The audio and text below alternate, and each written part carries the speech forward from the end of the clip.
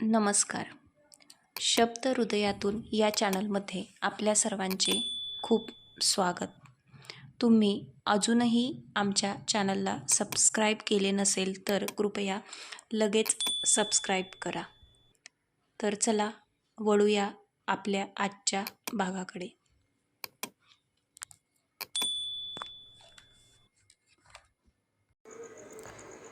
सर्वजण येऊन टेबलवरती बसले.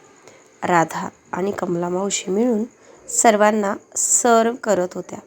राधाने सर्वांची ताटे वाढून समोर ठेवली. राधा, तूही आमच्याबरोबर बस. तुझेही ताट कर. मालतीताई राधाला सर्वांना स्वतः वाढताना पाहून बोलल्या. नको आई, मी जेवण थोड्या वेळाने करेन, म्हणून ती पुन्हा खिरीच्या वाट्या भरू लागली. राधा, बस पटकन, आई पुन्हा बोलल्या. ती जेवण करण्यासाठी बसत नाही हे बघून इंद्राने राधाकडे पाहिले. त्याची नजर बघून ती पटकन स्वतःसाठी ताट भरू लागली. तिने ताट भरून झाल्यावर पूर्ण टेबल स्कॅन केला. नक्की कुठे बसावे याचा विचार ती करत होती. डायनिंग टेबलवर 2 चेअर्स रिकाम्या होत्या. एक वेदिका आणि श्रेयाच्या मध्ये आणि दुसरी इंद्राच्या बाजूला. ती श्रेयाच्या बाजूला जाऊन बसली. राधा श्रेयाच्या बाजूला बसताच श्रेयाने इंद्राकडे बघून भुवया उडवल्या आणि त्याला उलटा अंगठा दाखवला. इंद्रानेही श्रेयाला लूक दिला. त्याचबरोबर राधाकडे नजर टाकण्यास तो विसरला नाही बरं का. सर्वांचे जेवण संपताच सर्वजण आपापल्या रूममध्ये निघाले. इंद्रा जेवण होताच त्याच्या रूमकडे निघाला. श्रेया आणि वेदिका दरवाजामध्ये येऊन उभ्या राहिलेल्या इंद्राला दिसल्या. इंद्राने दोघींकडे बघून काय असे विचारले. ए चिंगळ्यांनो, माझ्या रूमच्या दरवाजात असे का उभा राहिले आहात? व्हा बाजूला आणि मला आतमध्ये जाऊ द्या. भाई, तुला आज रूममध्ये जाता येणार नाही. जाता येणार नाही म्हणजे? इंद्राने श्रेया आणि वेदिकाकडे पाहून विचारले. भाई, आज तुझ्या लग्नाची पूजा झाली आहे. पूजा झाल्यावर रूममध्ये असेच जाता येत नाही. त्यासाठी टोल नाका भरावा लागतो, वेदिकाने स्पष्टीकरण दिले. आता हे काय नवीन? नवीन नाही, जुनेच आहे. तुला माहीत नसेल. असे कसे मला माहीत नाही? तुम्ही दोघी मला मूर्ख बनवण्याचा प्रयत्न करू नका. चला पटकन व्हा बाजूला. श्रेया आणि वेदिकाच्या डोक्यात एक एक टपली मारून इंद्रा बोलला. भाई, देतो का आता? नाटक करू नको. श्रेया आपले डोके चोळत बोलली. बरं. इंद्रा हसत, किती द्यायचे सांगा? 2-2 लाख, वेदिका म्हणाली. माझ्याकडे एवढी कॅश नाही. इंद्रा त्या दोघींकडे पाहून बोलला. भाई, फोन पे कर, आम्हाला चालेल, लगेच वेदिका बोलली. इंद्राने आपल्या भुवयात ताणून त्या दोघींकडे बघितले आणि दोघींच्याही फोन पेला 2-2 लाख रुपये सोडले.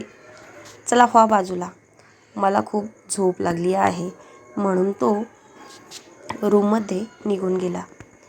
राधा सर्व आवरून वरती रूमकडे निघाली. ती नेहमीप्रमाणे श्रेया आणि वेदिकाच्या रूममध्ये जाणारच की समोरून वेदिका आणि श्रेयाने राधाला बघितले. ए वहिनी, अगं इकडे कुठे? कुठे म्हणजे? रूममध्ये चालली आहे. अगं तिकडे आमचा दादा तुझी वाट पाहत आहे. त्याने आत्ताच 4 लाख मोजले आहेत आणि तू इकडे आमच्या रूममध्ये कुठे निघालीस? चल तुझ्या रूममध्ये तुला सोडतो, असे म्हणून त्या राधाला दोन्ही हाताला पकडून इंद्राच्या रूमकडे घेऊन चालल्या. रूमचा दरवाजा नॉक करून उभा राहिल्या. इंद्राने समोरून दरवाजा उघडताच राधाला दोघींनी इंद्राच्या अंगावर ढकलून दिले. त्या दोघी पळून गेल्या. राधा अचानक ढकलल्यामुळे सरळ जाऊन इंद्राच्या अंगावर आपटली. इंद्राने पटकन तिला मागून हात ठेवून आपल्या मिठीत ओढून घेतले. तिला एका हाताने मिठीत घेऊनच त्याने दुसऱ्या हाताने दरवाजा बंद केला.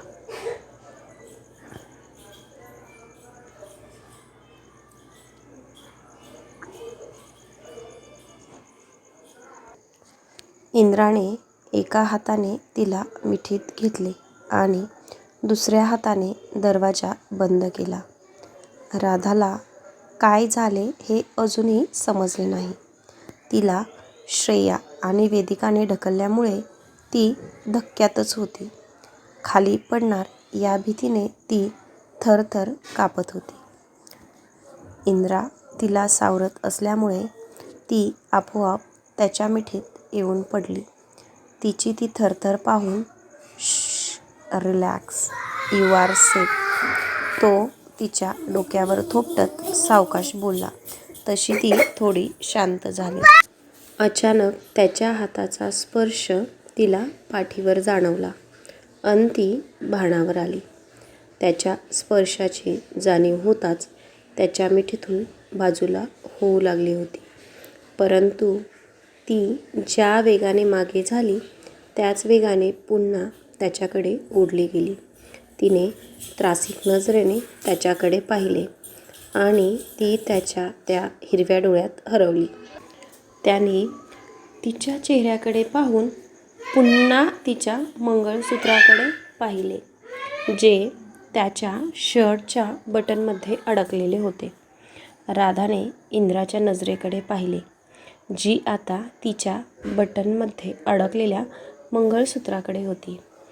इंद्राने ओढले नाही तर तिचे मंगळसूत्र अडकले हे राधाच्या लक्षात येताच तिने ओशाळून मान खाली घातली. तिने मान खाली घालूनच मंगळसूत्र सोडवण्यासाठी हात पुढे केला आणि हळूवार त्याच्या बटनवरती नेला. तिच्या थंड बोटांचा स्पर्श त्याच्या छातीला झाला अन त्या स्पर्शाने तो उत्तेजित होऊ लागला होता. इंद्रा भान हरपून राधाच्या हाताचा स्पर्श अनुभवत होता. ही फिलिंग त्याला आता सर्व समजण्यापलीकडे गेले होते. राधा अजून पण मंगळसूत्र काढत होती. त्याने पटकन तिचा हात बाजूला केला आणि स्वतः ते मंगळसूत्र सोडवू लागला. काहीच वेळात त्याने मंगळसूत्र सोडवले आणि पटकन बेडवर जाऊन बसला. इंद्रा बेडवर जाऊन बसताच राधा रूममध्ये आली आणि कपाट उघडत कपडे शोधू लागली. त्या कपाटात माझी कपडे आहेत, शेजारचे बघ. राधाला इंद्राचे कपाट उघडताना पाहून तो राधाला बोलला. ती पटकन दुसऱ्या कपाटाकडे वळली आणि तिने त्याच्यामधून एक साधा शॉर्ट कुर्ता आणि धोती पॅन्ट काढली. ते घेऊन फ्रेश व्हायला गेली. राधा वॉशरूममध्ये जाताच इंद्राने एक मोठा श्वास सोडला. आता इंद्रा थोडा रिलॅक्स झाला होता. त्याला पुढील प्रोजेक्टवरतीही काम करायचे होते. त्याला लगेच झोप आली नव्हती म्हणून त्याने लॅपटॉप काढला आणि त्यावर काम करत बसला. तो त्याच्या पुढील प्रोजेक्ट संदर्भात काही डॉक्युमेंट चेक करत बसला होता. त्या डॉक्युमेंटमध्ये शनायाच्या जागेचे पण काही पेपर होते जे त्याने बनवून घेतले होते. शनायाशी एंगेजमेंट झाली की तिच्या वडिलांशी डील करून तो त्या जागेवर मोठा मॉल उभारणार होता. आता याच्यावर काहीतरी वेगळा विचार करावा लागेल असे म्हणून त्याने ते डॉक्युमेंट स्क्रोल केले आणि पुढच्या फाईल पाहू लागला. दरवाजा उघडल्याच्या आवाजाने त्याने वॉशरूमकडे बघितले तर राधा फ्रेश होऊन चेंज करून आली होती आता तिचा चेहरा एकदम प्रसन्न दिसत होता.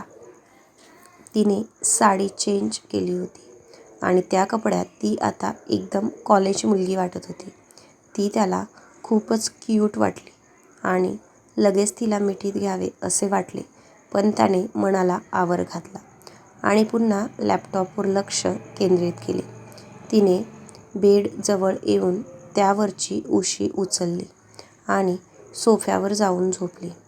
इंद्राचे लक्ष राधाकडेच होते.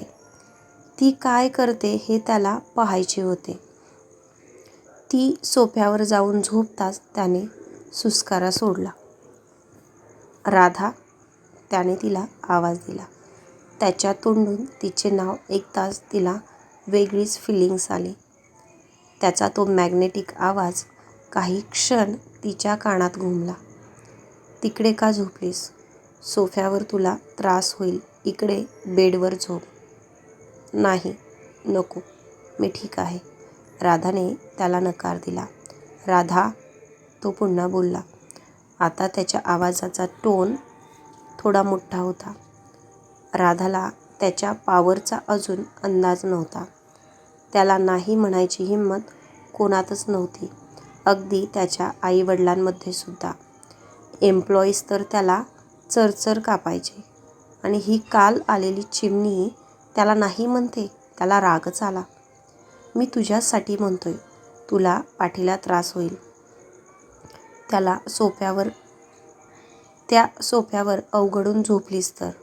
तो बोलतच होता तोपर्यंत ती पुन्हा बोलली. सर, मला माहीत आहे तुम्हाला हे लग्न जबरदस्ती करावे लागले. मॉम, मी फक्त शनायासोबत लग्न करणार. मॉम, मी फक्त शनायासोबतच लग्न करणार. तिच्या डोक्यात इंद्राचे वाक्य घुमत होते. आणि तसेही मी खूप साधी आणि गरीब घरातली मुलगी आहे.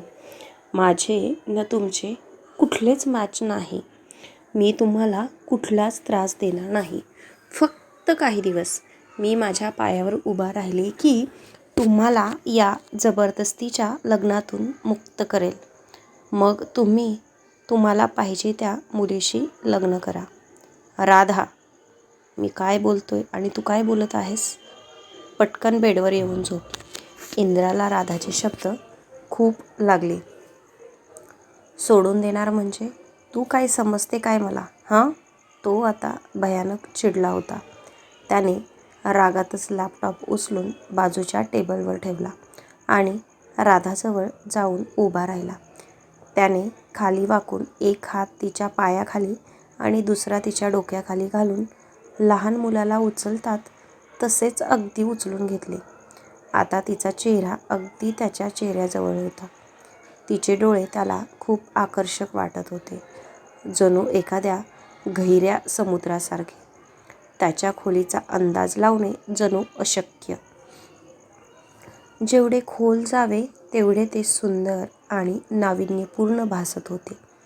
त्या समुद्रात अजूनच खोल जावे वाटले त्याला, परंतु तूर्तास त्याने त्याच्या समुद्रात उडी घेतलेल्या डोळ्याच्या बोटीला ब्रेक लावला. तिच्या हृदयाची वाढलेली धकधक त्याला आता स्पष्ट ऐकू आली आणि त्याने तिला तसेच उचलून बेडवर नेऊन ठेवले. तिला खाली ठेवून तो तिथेच तिच्या बाजूला झोपला. त्याला तिथे एवढ्या जवळ बघून तिने चेहरा दुसऱ्या बाजूला वळवला. त्याने पुन्हा तिचा चेहरा 2 बोटांच्या चिमटीत पकडून स्वतःकडे वळवला. बोल, काय म्हणत होती? तो अगदी तिच्या जवळ सरकून तिच्या काळ्याभोर डोळ्यात हरवत बोलला. नाही, कुठे काय? काहीच नाही, ती घाबरून बोलली. तू मला काहीतरी मुक्त करणार वगैरे असे काहीतरी. सर, ती घाबरतच बोलत होती. तिने घाबरून डोळे मिटले आणि तो तिच्या शेजारी झोपून तिचा चेहरा निहाळत होता.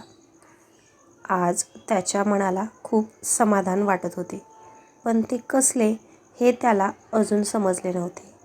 ऐकतोय, बोल, तो पुन्हा बोलला. मला माहीत आहे तुम्हाला हे लग्न मान्य नव्हते. राधा पुन्हा बोलली. हो, नव्हते मान्य, तो बोलला. त्याच्या तोंडून मान्य नव्हते हे ऐकून तिला खूप वाईट वाटले.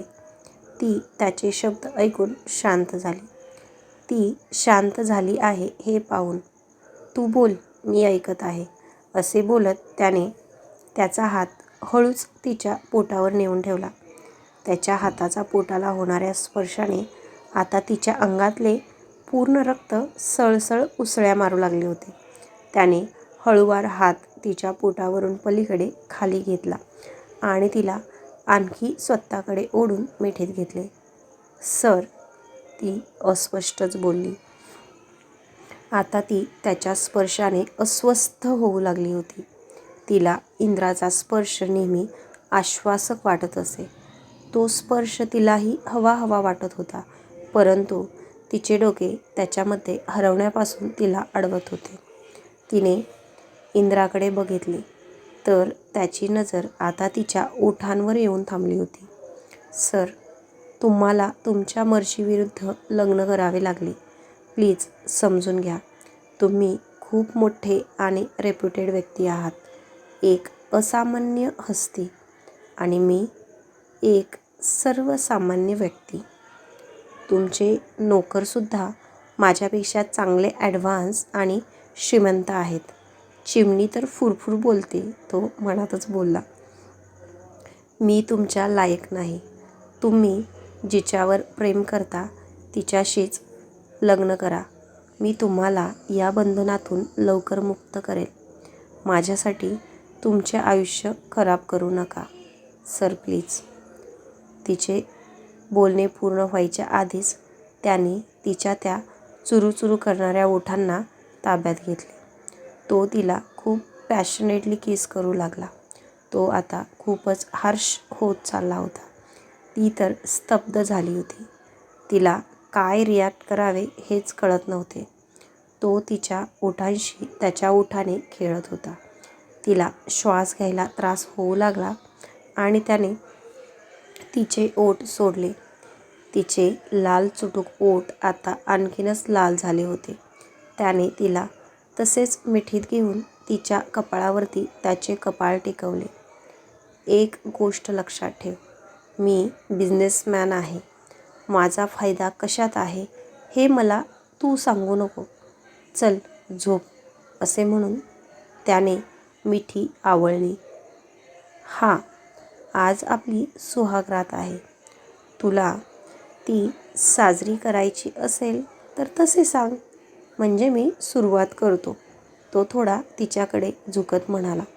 इंद्राचे हे शब्द ऐकताच तिने पटकन डोळे मिटले आणि इंद्राच्या चेहऱ्यावर एक मोठी स्माईल आली. तर भेटूया पुढील भागात.